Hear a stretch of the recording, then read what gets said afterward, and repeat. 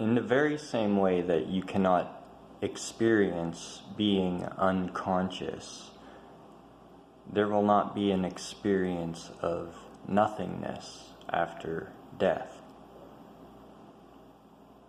So imagine, here's a thought experiment. Imagine that there's only you and one other conscious organism in the entire universe. Let's say that you're billions of light years apart from each other. And then you die and you cease to exist. You no longer exist on any level.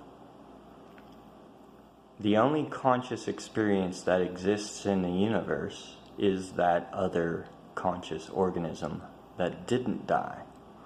So that is the only experience there is.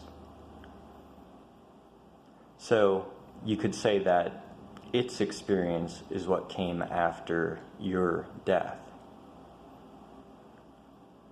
So do not anticipate nothing after death.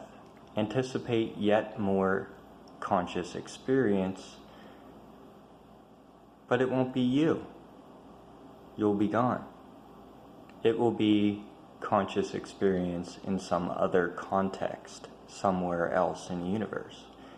And if angels are real and God is real or any of that stuff is real, then one of those consciousnesses could also be what follows your end.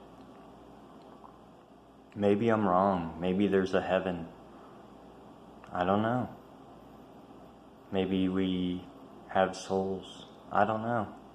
I don't know any of that.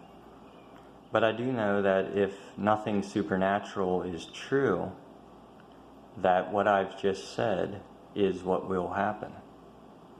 And this gives us very good reason to be kind to one another, because imagine that in the thought experiment that after you die, the creature or the being that still exists, that is still having consciousness, imagine that it was in a death camp or in some kind of horrible situation that was put there by some other living being. Now, that gives us very good reason to be kind to one another, because after you cease to exist, because there are only the consciousnesses that do exist,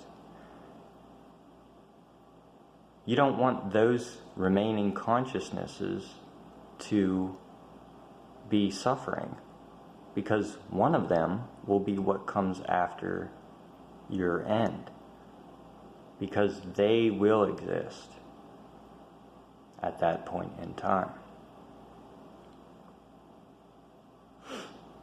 So this is a view that has been shared for quite a long time. Alan Watts shares this view, and there's an essay by Tom Clark called Death, Nothingness, and Subjectivity, where he coins the term